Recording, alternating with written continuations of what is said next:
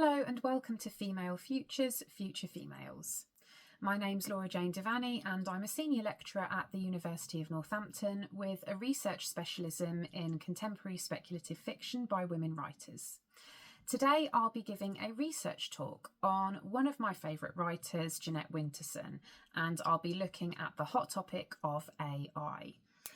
I'll be using her recent publication, 12 Bytes, How We Got Here, Where We Might Go Next, which is one of her non-fictional texts, and it contains a collection of essays looking at our relationship with science, technology, artificial intelligence.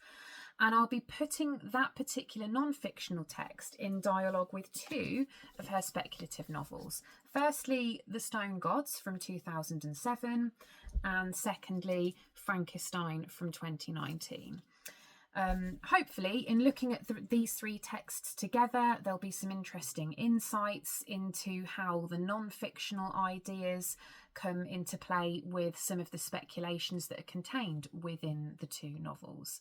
Hopefully you find it useful and informative, so please enjoy.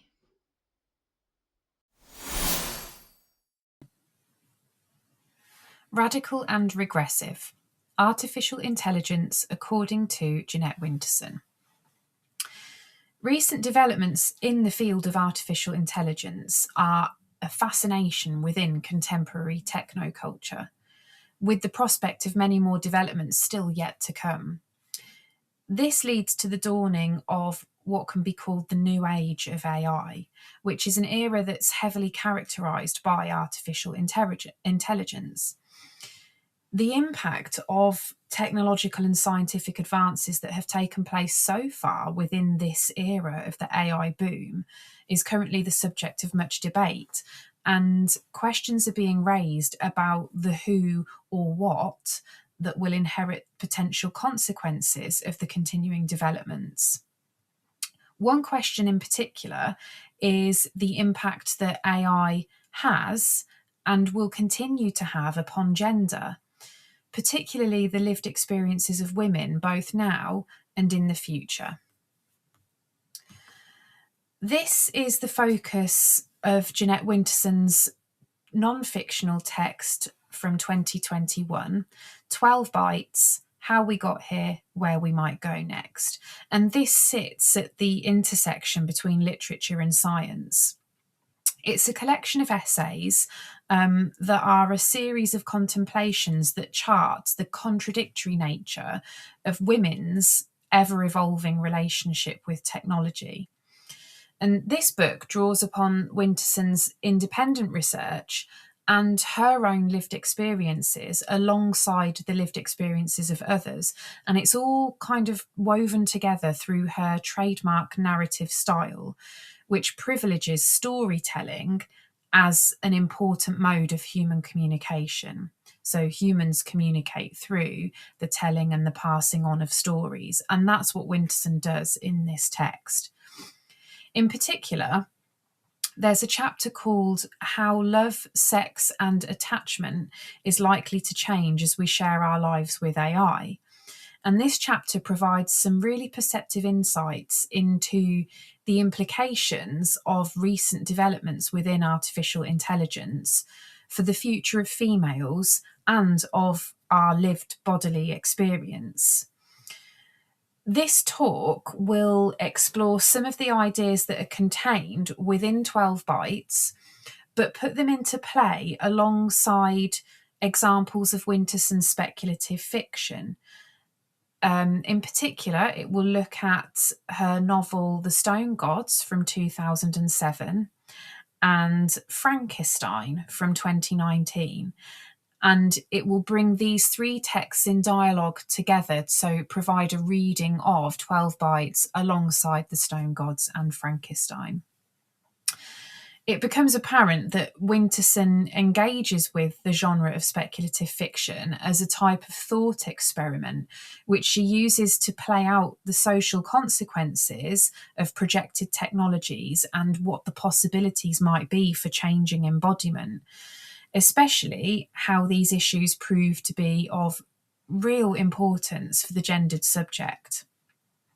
In doing this, Winterson uses the genre to explore existing representations of gender, whilst then working to define new transhuman characters. And a recurring theme throughout the novels is the way in which AI, despite its potentially liberating aspects, it's actually imagined as the inevitable perpetuation of female oppression. So we'll start by looking at the essay from 12 Bytes called My Bear Can Talk. And in this essay, Winterson describes the many different types of relationships that humans can form and do form with non-human and even non-biological entities. So in this chapter in particular, there's an emphasis on the immense potential that AI has in terms of assisting with the formation of really productive and meaningful relationships. Winterson uses the COVID-19 crisis as a case in point in terms of the extreme isolation that was experienced by many, or the instances of enforced intimacy that others were forced to endure, where their homes became prisons. And it did tend to be women who bore the brunt of that. So, as a case in point, Winterson suggests that a robot helper in the house could have alleviated some of these circumstances. And she proposes how, even in the future, having humanoid or animaloid robot helpers could go on to provide much needed support. So, for example, they could send out SOS signals in abusive domestic situations, or they could provide companionship to elderly people who live alone. So, relationships matter to humans, as Winterson states, and she points out that one of the main arguments that's ongoing against humans being able to build meaningful relationships with AI is that humans are essentially embodied. But she counters that this is a really strange pretext for such objections towards relationships with AI, given that many of the important elements of our lives are not actually embodied at all. She notes the capacity of humans to develop bonds with inanimate beings through talk. So think about your childhood teddy bear, for example. And she then asks why these bonds shouldn't be extended towards machines. She argues that eventually robots will expand our definition of what is aliveness and return us to what is a richer understanding of the interplay and interdependence between embodiment and non-embodiment. Robots will act as transitional objects for humans as we move towards pure AGI. AGI stands for Artificial General Intelligence, which is where all the AI devices will communicate with each other. It may be that humans need transitional objects because our bodies are, in themselves, transitional objects.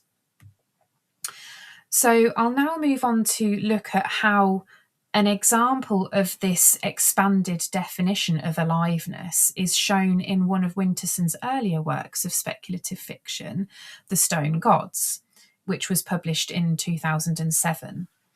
This novel is set in a near-future repeating world, and it explores what being human means through looking at the tenuous boundaries that are used to separate humans from other forms of conscious life.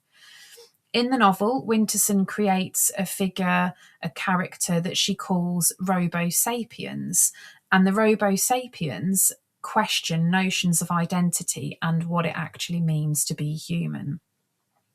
So within the novel, the Robo-Sapiens are originally presented to the reader as AI robots that simply look and act human. Only machines who are nothing but silicon and a circuit board, incapable of feeling emotion because emotions are not part of their programming. However, the name Robo-Sapiens in itself merges the concepts of robot and humans as a hybrid form. And as the novel progresses, it becomes clear that the robo-sapiens are going on to evolve beyond their originally defined limits. And this then destabilizes the boundaries between human and machine. This is illustrated throughout the developing relationship that happens between the novel's narrator, Billy Crusoe, and a robo-sapiens called Spike. Winterson uses this relationship between Billy and Spike to set up quite a lot of debate throughout the novel, and in doing so, she poses difficult questions about the nature of humanity. So at one point in the novel, Billy states about Spike, "I forget all the time that she's a robot. But what's a robot? A moving lump of metal. In this case, an intelligent, ultra-sensitive moving lump of metal. What's a human? A moving lump of flesh, in most cases not intelligent or remotely sensitive." And then at a later point, Spike asks to Billy, "Is human life biology or consciousness? If I were to lop off your arms, your legs, your ears, your nose, put out your eyes, roll up your tongue, would you still be you? You locate yourself in consciousness, and I too am a conscious being." So you can see that in these debates that happen between Billy and Spike, the binaries, there are certain binaries, for example, human versus machine, material versus informational, technology versus biology. All of these binaries come under scrutiny. And Billy, and in turn the reader, is then made to reconsider how these binary systems have shaped our own understandings of what it means to be human. The robo-sapien Spike and the debate that she provokes around the corporeal and consciousness reworks and expands the idea of the human subject to prove that ultimately there is no definitive human subject. And that's quite a post-human proposition in terms of related theory. This opens up possibilities for reconfiguring conceptions of AI entities as well as humans. And the fact that Spike's identity is shifting and is in constant play throughout the novel, it's a process rather than a static entity, this draws attention to the way in which both human and machines are socially constructed. Spike's physical form, combined with the really sophisticated artificial intelligence, in some ways does demonstrate a transcendent potential for AI technology. So it's a positive thing.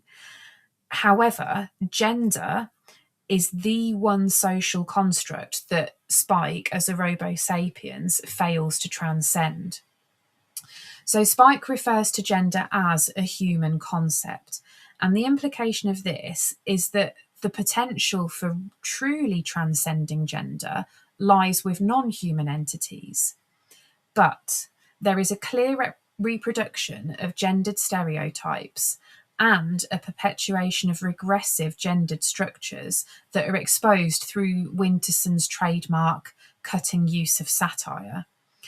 So within the novel, Spike is variously described as incredibly sexy, beautiful, drop-dead gorgeous and perfect, and she's been created to embody conventional ideas of gendered feminine beauty.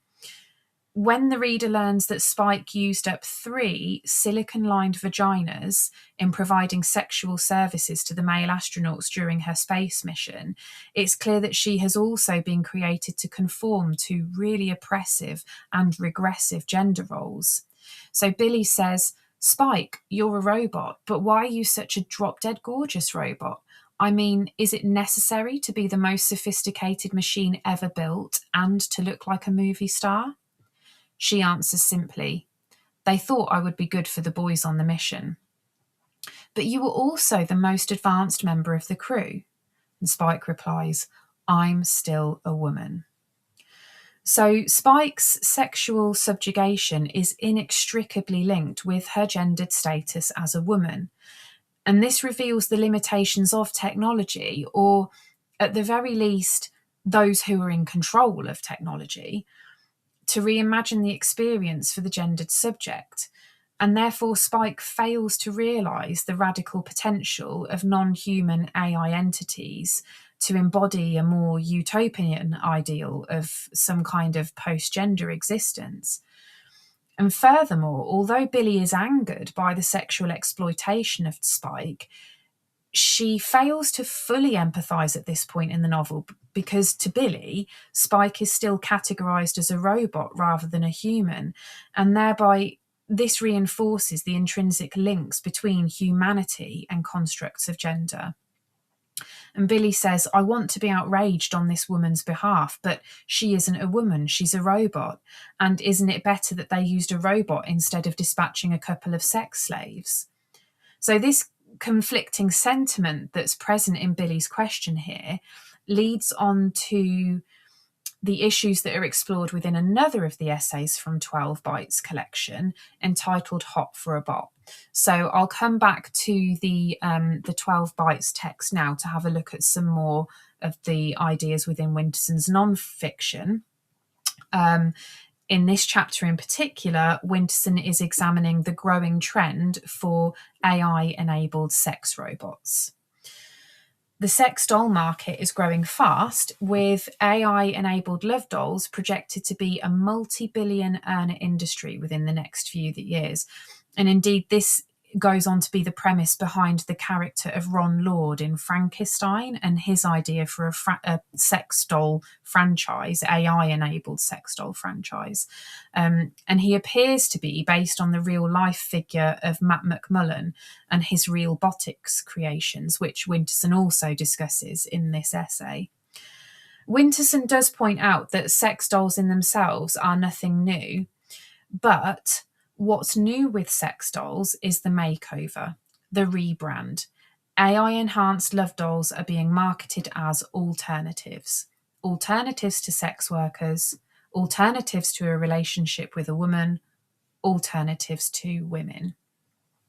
Winterson also points out that what is new is the age of the digisexual, people who form sexual relationships with digital entities. So within the essay, Winterson questions how men who own, and as she says, note the verb own, a sex robot, how they will be affected by their interactions with such a compliant entity. And she draws on the damaging effects that have been seen in contemporary society of porn on shaping young people's expectations of sex as one example. She says, a love doll can't say no. With a sex bot, a man can always be sure of the outcome because it will be the outcome he wants. That is dangerous. She also says, for too many men, judging from the data, a compliant man-made female is preferable to a woman with a mind and a body of her own. Winterson does acknowledge the potential positives of AI-enabled sex robots. So, for example, a safer sex industry compared to the current risks associated with sex work. It could also be a solution to the constraints of monogamy and the prevention of otherwise happy relationships falling apart because of a lack of sex. However, she outlines that there are three main problems that constitute the substrate of the sex doll industry, and they are money, power, and gender roles. She argues that the money and the power remain with men, and the gender roles are created and unrealistic. So what becomes apparent through this chapter, Winterson is a self-confessed enthusiast for AI, but the enthusiasm is lacking here because she arrives at the conclusion in this chapter that AI-enabled sex bots are not so much about new technology as it is about backward-looking sexism and gender stereotyping. So at this point, I'll return to Winterson's fiction, and this is the pessimistic future that is presented to the reader in Frankissstein from 2019. This novel takes the form of a dual narrative between Mary Shelley during the time of her creation of the famous story of Frankenstein, and then A Day After Tomorrow future, where a Dr. Rye Shelley is considering how robots will affect our mental and physical health. Rye is attending a global tech expo on robotics to interview the character of Ron Lord, previously mentioned as the founder of a sex doll franchise. And Ron talks Rye through the ins and outs, quite literally, of the creation of the sex bots, from their production through to their marketing.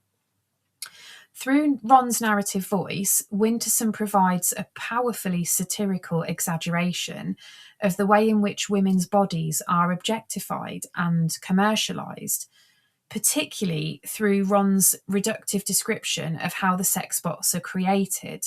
And in these descriptions, the female form is separated down to its individual body parts. Ron says, torso comes through first, swinging on the overhead wires. Lovely slim arms, then the legs. Look at the length, the shape. Slightly longer than they would be if she was human. This is fantasy, not nature, so you can have what you want. Lightweight too, makes a man feel strong. Although the unrealistic nature of this fantasy version of the female form is explicitly acknowledged by Ron, he does say what we offer is fantasy life, not real life. What is particularly disturbing is the way in which he anthropomorphizes the sex bots through his use of pronouns. Bring her in for a service once or twice a year, depending on wear and tear. Online, you can order spare parts if any of her gets damaged or too messy. Renting is popular with stag weekends. Get half a dozen of the girls in for fun and frolics. So using she, her, girls when referring to the sex bots has quite an objectifying effect, and it aligns the women with a mode of commodification. The novel draws attention to the deliberation created by AI-enhanced robots regarding the boundaries of what is seen as human, as well as the nature of human consciousness. But this isn't actually a fictional debate. In 2017, the social robot Sophia was granted citizenship in Saudi Arabia, which is actual legal personhood status.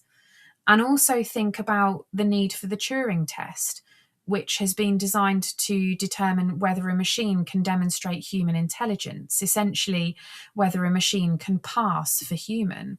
No computer has passed it yet, but some experts do suggest that AI will be able to pass the Turing test by the year 2030. If in the near future AI does pass this threshold and we enter into some kind of transhuman era, then what are the implications for women in particular? And the novel Frankissstein raises really worrying questions through the objectification and treatment of the sex bots and the vision of a future that's created by a person like Ron, which is essentially a world where women are seen as malleable and disposable. As Ron says, we also offer trade-ins and upgrades. This is a world where female companionship is viewed in terms of unrealistic body ideals and compliancy. All these beautiful girls who would never get old or ill, girls who would always be saying yes and never saying no. So in this kind of world, what are the implications for female body image, for example, or for the issue of consent? There is a more optimistic view of AI that's put forward within Frankissstein through the character of Professor Victor Stein.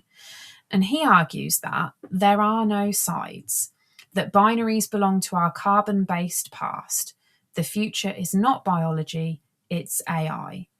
And Victor proposes a world of AI whereby the physical limits of our bodies become irrelevant because intelligence and perhaps even consciousness would no longer be dependent on a body. During one of his presentations, he's asked by an audience member at the Tech Expo, will women be the first casualties of obsolescence in your brave new world? And Victor Stein posits that AI need not replicate outmoded gender prejudices. Victor says, the world I imagine, the world that AI will make possible, will not be a world of labels. And that includes binaries like male and female, black and white, rich and poor.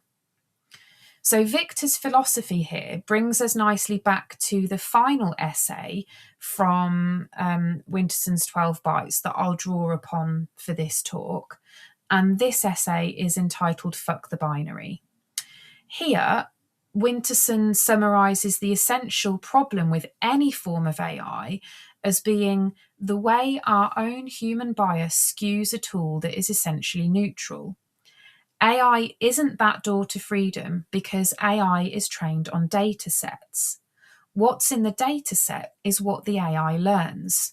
The open door closes pretty fast. So more and more research is being done on these days on the echo chamber effect of AI and its algorithms and how this can actually accentuate and heighten any initial gaps and errors that already existed. So think, for example, about the 2020 docudrama film Social Dilemma and how that exposed the algorithms of social networks. So if, as Winterson posits, humans are still in thrall to the idea of gender essentialism, then what the concern is that existing bias will only become reinforced and amplified through the interventions with AI.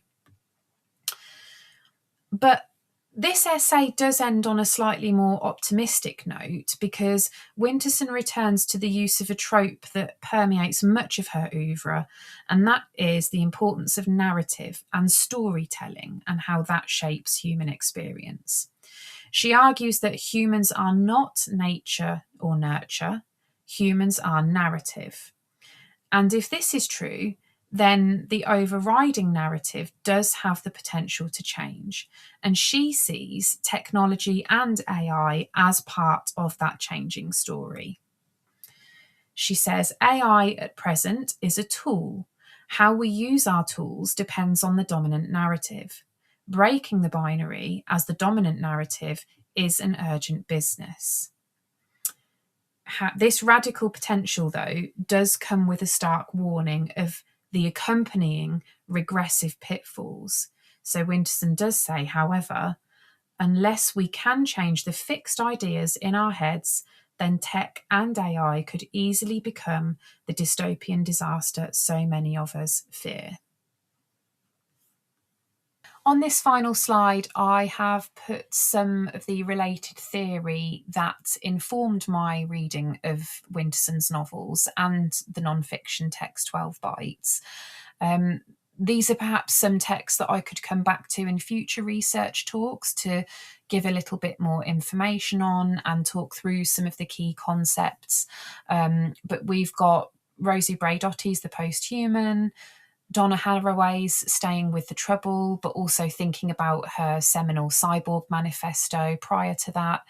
N. Catherine Hale's How We Became Posthuman, and Cheryl Vince's Bodies of Tomorrow. So these were all really helpful in thinking about gender, posthumanism, the impact on the female body as well, feminist new materialism. So hopefully you might find these useful for any of you that are interested in looking up some wider reading following this research talk. Thank you for watching, and I hope you found the content helpful. If so, then it'd be really great if you would like and subscribe so that you can be kept informed of any forthcoming episodes. And if you do have any questions or comments, then I'd love to hear from you. Hope to see you in the next episode.